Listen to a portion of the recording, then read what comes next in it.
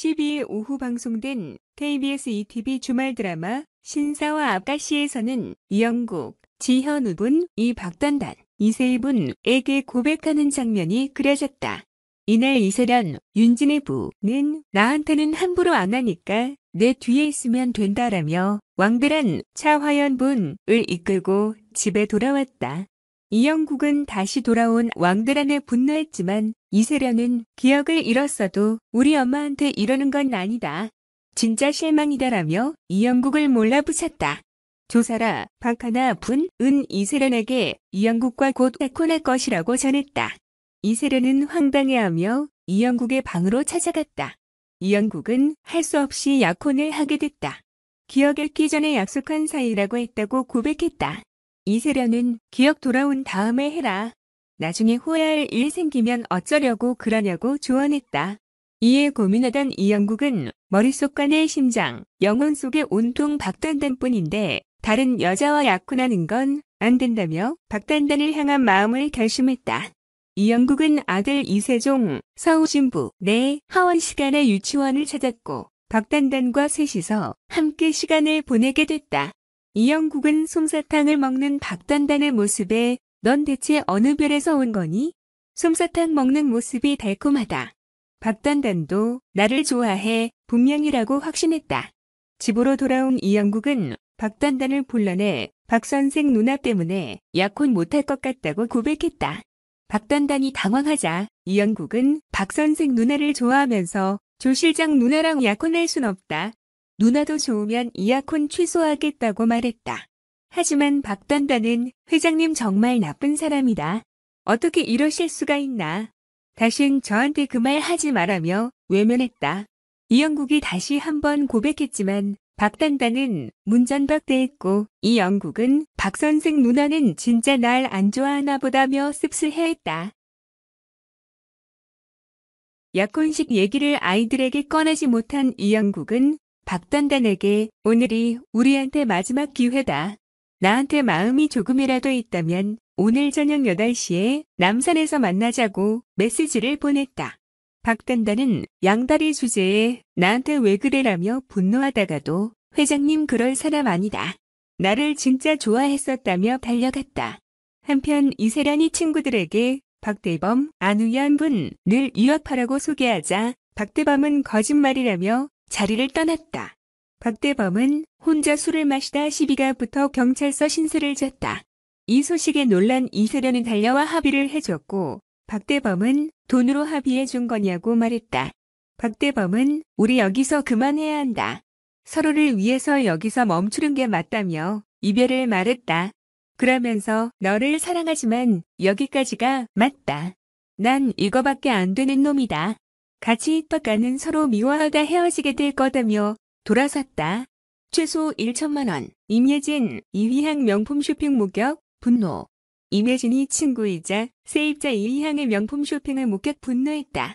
12월 12일 방송된 KBS ETV 주말 드라마 신사와 아가씨 24회 극본 김사경 연출 신창석에서 장미숙, 임예진 부는 이기자, 이휘향 부의 명품 쇼핑을 목격했다.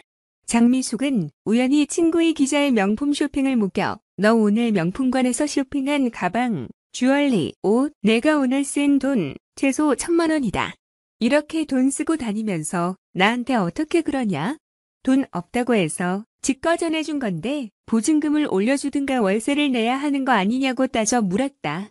장미숙은 친구 이 기자의 어려운 상황을 생각해 집을 싸게 빌려준 상태. 이 기자는 최근 친구 왕들한 차화연 분의 금고를 몰래 들어 골드바와 현금 등을 훔쳐 상가를 매매 박수철, 이종원 분에게 월세를 받고 쇼핑을 즐기며 돈을 펑펑 썼다. 도둑질로 배가 부른 이 기자는 장미숙에게도 집 하나 가지고 유세 오지게 떤다. 그깟 월세 100만 원이면 되냐? 지금까지 내가 얼마나 돈 쓰고 다니나 염탐했냐? 나도 내 돈 내 눈치 보면서 쓰고 싶지 않다. 내가 당장 100만 원 입금하겠다. 매달 말일에 100만 원씩 입금하겠다고 큰 소리 쳤다.